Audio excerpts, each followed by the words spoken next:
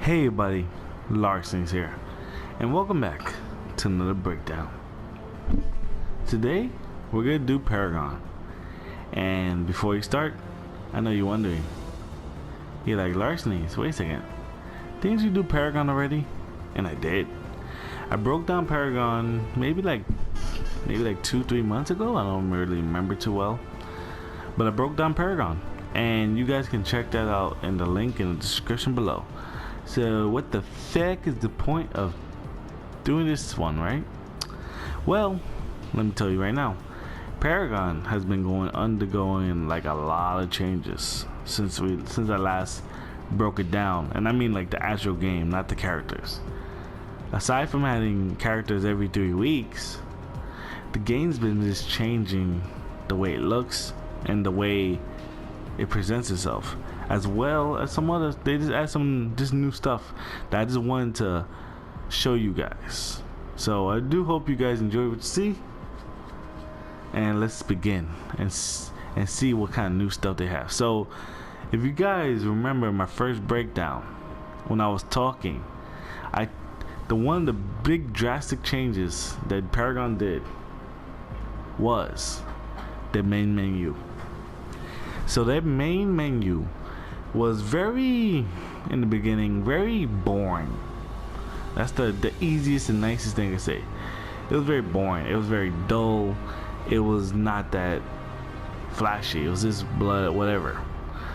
So now, as the game loads up, now you're gonna see, if you see the first few minutes of my video, you're gonna see me talking in the main, wherever I'm talking at, that was the main menu of Paragon before. So look at that compared to this. It's a lot more interesting to look at. It's a lot more detailed. It's just a lot more cooler. So let me just show you. So it shows you a little tutorial right here. It has skins now that they added, quests. You could actually get rewards for skins, and this is the new class that's coming in the future. His name is Greystone. Now if you're wondering why in the hell will I care about Paragon, I don't want to pay $20 because it's still not free to play, not just yet. But the reason why I'm telling you that is because Paragon, at least for the PlayStation 4, if you have PlayStation Plus, this game is free as of right now.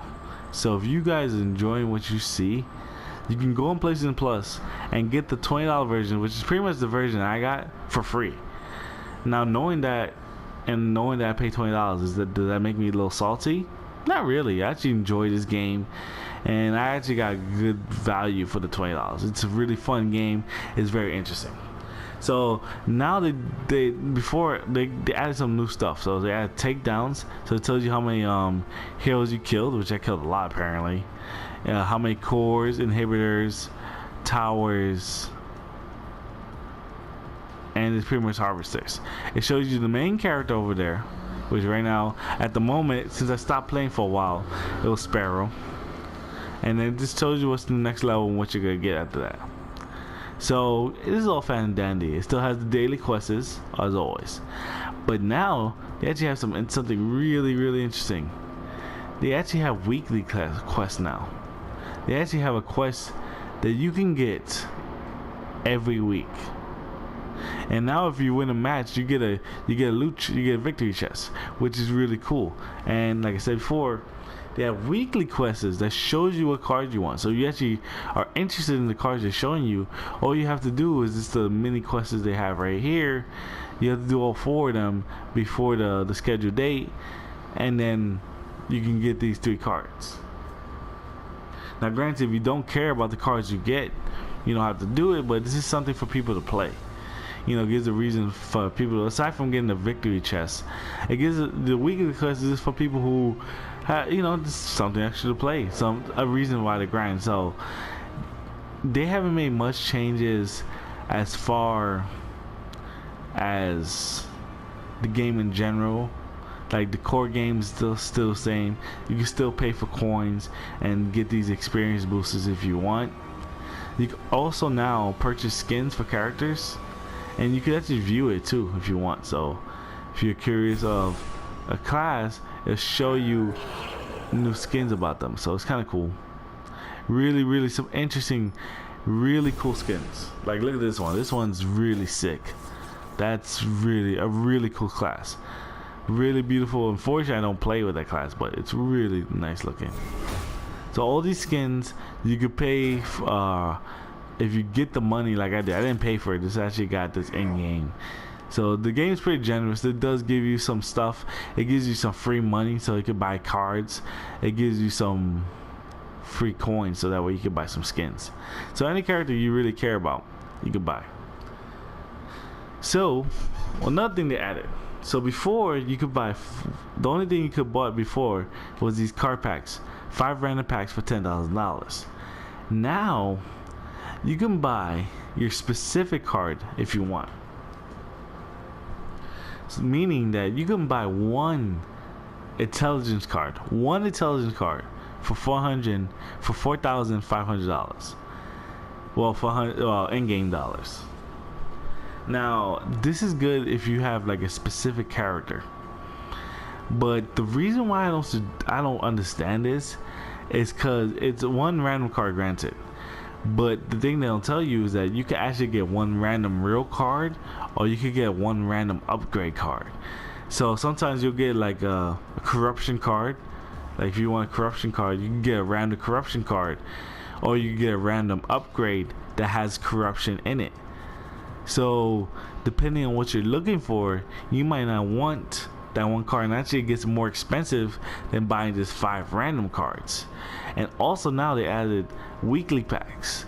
So these cards right here I can buy for 1,500 credits. So if I have 1,500 credits, what I do, I can purchase these if I care about any of these 3 here. I actually want this one, but it's not really that great. I think I actually had that. So if you don't really care about these cards, you don't have to spend $1,500 and keep buying card packs. Now one thing they changed drastically, I have to let you guys know ahead of time, is none of the characters, all the characters, they added 3 new characters. If you guys haven't been watching me or know me, so they added Iggy and Scorch, which I did break down for, which is going to be in the link in the description below, as well as my Paragon, so that way you can see gameplay just in case you guys are curious. Grimex, who I actually did break down for, and this gentleman right here. This is the newest class that they added, and they're actually going to add another one by maybe next week. So look forward to that one, because the new class looks kind of cool. It's like a warrior class that can't die supposedly. So aside from the 3 new classes that you get for free, keep in mind, for $20, if you paid the $20, you got all these classes. You get all these classes for fucking free. For free. You get all these classes free. That is insane. That is insane. If you guys never play Paragon, check the breakdowns that I put up, so that way you can see the core gameplay. Because that's it. I'm not gonna go too in deep of the game, because the game hasn't changed. It's the same. Now, one really big difference, which I'm not sure how I feel about this, is these 2 characters right here, Sparrow, who I did breakdown for, and Murdoch. Now these 2 are probably one of the 2 strongest characters in the game, depending on how you build them, and they changed them drastically as far as abilities.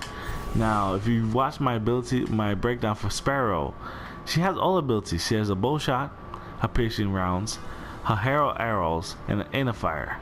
But wait a second, what the fuck is this? They took out Invigorate and gave her Relentless, which is actually a passive. Now if you guys don't know what Paragon is, Invigorate gave Sparrow 3 shots that gave her extra speed, and I used to tell people to max that out.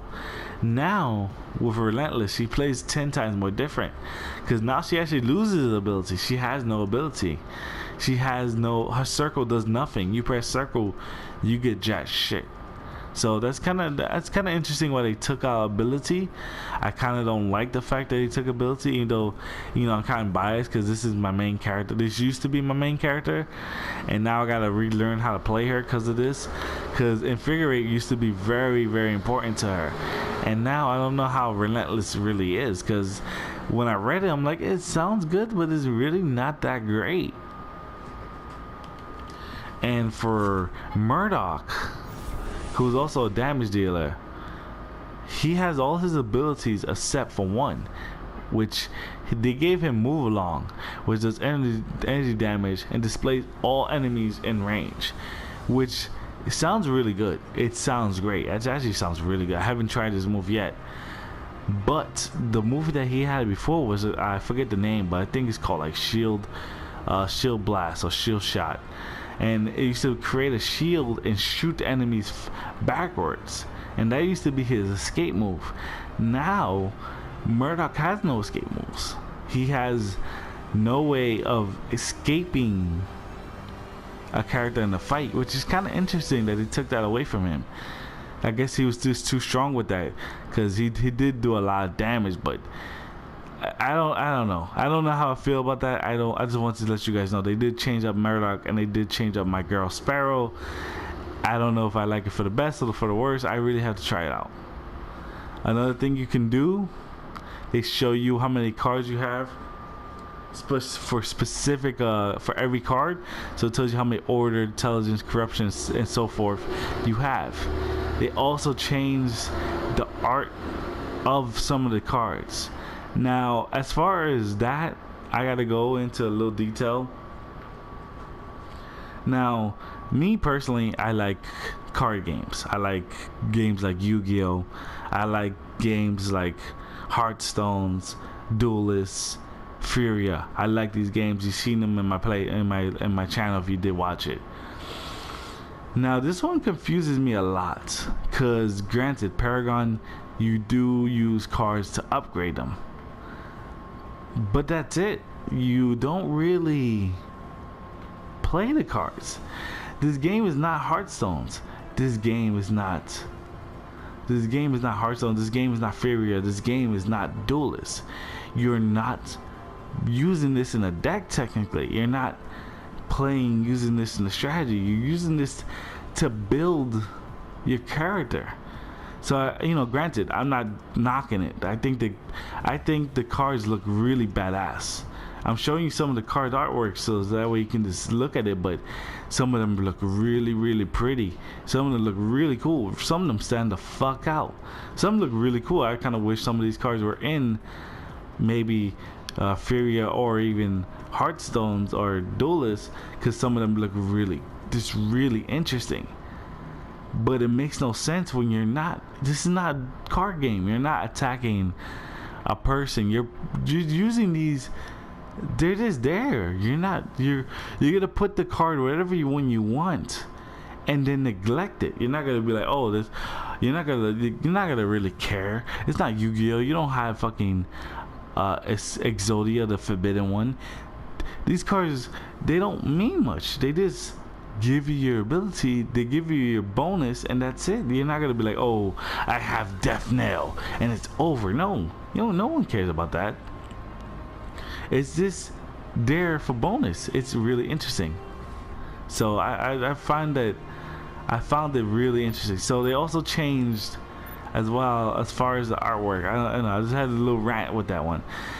Granted, the artwork looks beautiful. I just don't see how that makes sense in a game that it's a third-person shooter, but you focus on the artwork, whatever. So they changed also when you go to play. Now before, when you go to play, you used to see all the characters' profiles right here on the left side.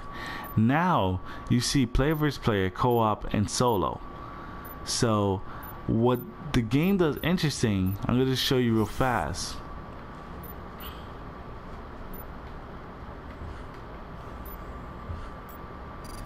What the game does differently is, one, they change this so that way you know how long you're waiting. Now granted, it says estimated time 2 minutes. Don't hold your breath on that. It might be a lot longer.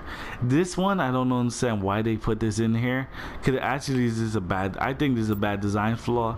Cause now it makes people antsy. Like it's showing you like, hey, maybe you go get a drink of water, come back, and then you notice you're still searching for a player, and it's been fucking 20 minutes. It's like, what the fuck? Why would you want to wait that long? Why would you want to show people how long they're waiting for? And at least if you're gonna have an estimated time like Overwatch and all this other stuff, at least make it reasonable, because it's still hard to get into the game, and it's really brutal to watch and wait for this to happen. Now after a long wait, the character changes up. Now this one I think is interesting right here. They changed this very drastically. Now this one they took kind of like from Paladins. You can pick a character. Say for instance you're in the end and you want to play with Sparrow. Cool, pick Sparrow. But say for instance someone else wants to play with Sparrow in the if someone else picks Sparrow right now, if I lock in Sparrow, I'm stuck with Sparrow. If I like, say for instance this person wants to be Twin Blast, I can just actually pick a Twin Blast and say fuck it, I want to be the Twin Blast guy.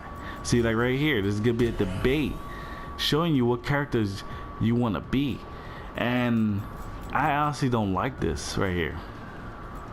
So if you want to pick a Steel, you want to pick a Murdoch, you want to pick whatever, you gotta kind of wait your turn, which is kind of like unfair. So if you only know how to play with one character, and someone in your team in your last place and someone already picks the character you want to be, then what the fuck do you do? And now you can see, like, the enemy sees who you pick and you see what the enemy picks. So if you pick first, they can actually counteract you. So for instance, I picked Sparrow, they picked the Murdoch. That's kind of like my counteract. Like, it's kind of interesting how they put that in this game. It's kind of weird. I don't know how I feel about that, but it's definitely a unique situation, because the fact that people have to wait, like say for instance I wanted to pick Murdoch or be a healer, but I'm in last place, and then someone picks in the first place wants to be Murdoch or Mirio, whatever I want to be, then I have to kind of like figure out someone else to pick, which I don't know if it's fair or not. I kind of liked it before when you just picked your profile and then hopped into the match, but this is kind of different. And I had to show you guys because, like I said, this game is free to play. It's interesting that they added that in there.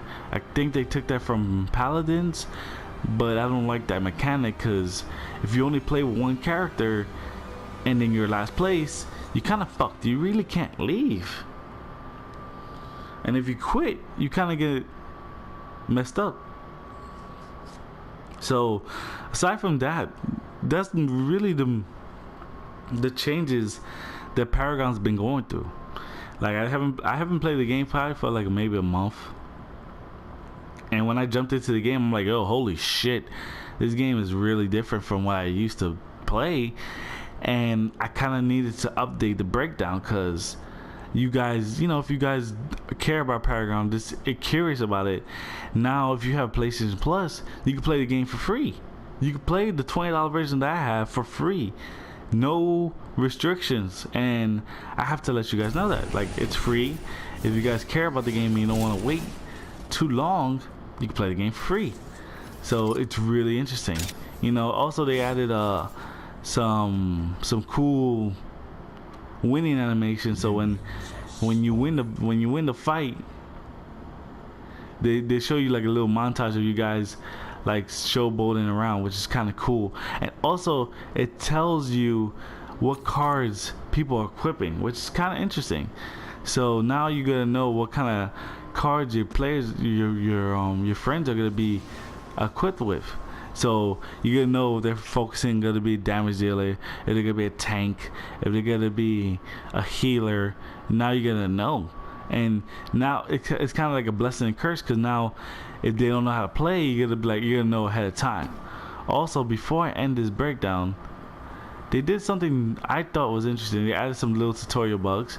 They did some tutorials. They actually speed these guys up a little bit, because normally when you play Paragon, these guys usually take maybe a minute to come out, but now they're just out showboating. So I think this is a really good strategy right here, because normally you have to wait like maybe a minute or two to get the benefit of the game, but now you could just play immediately. So now no one's gonna be in the forest camping and get to play the game. Like I said, the game core value is still the same. You kill minions, try to level up, try to get stronger, so that way the people in your team level up, and then that's it. You win, destroy the core. And also, before I let you go, they changed the running mechanic. I have to let you guys know ahead of time. Now, all you have to do is kind of walk in a straight line, or walk without doing any actions. And now you don't have to do shit. You don't have to press L2 and X. You just walk as long as you run or do no actions. Which, you know, it's interesting. It's not a horrible thing, but it's just interesting. When I played it, I kind of felt like a noob. So I'm like, what the heck? How the heck do you run? And I'm learning like, how in the hell do you run? But like I said, these are all the changes they made in the game. And if you guys are curious about playing Paragon and you have a PlayStation 4, you can play for free, and all you need is PlayStation Plus. But as I focus on getting into the battle, leveling up Sparrow so I can understand how the heck to play with her, and maybe re-break down her, because this is very interesting. I hope you guys enjoyed to see. If you did, hit that like button. Subscribe to see more Paragon, because it's going to come back. And we're talking about Paragon, the path of the noob. But till then, guys, I'll see you next time.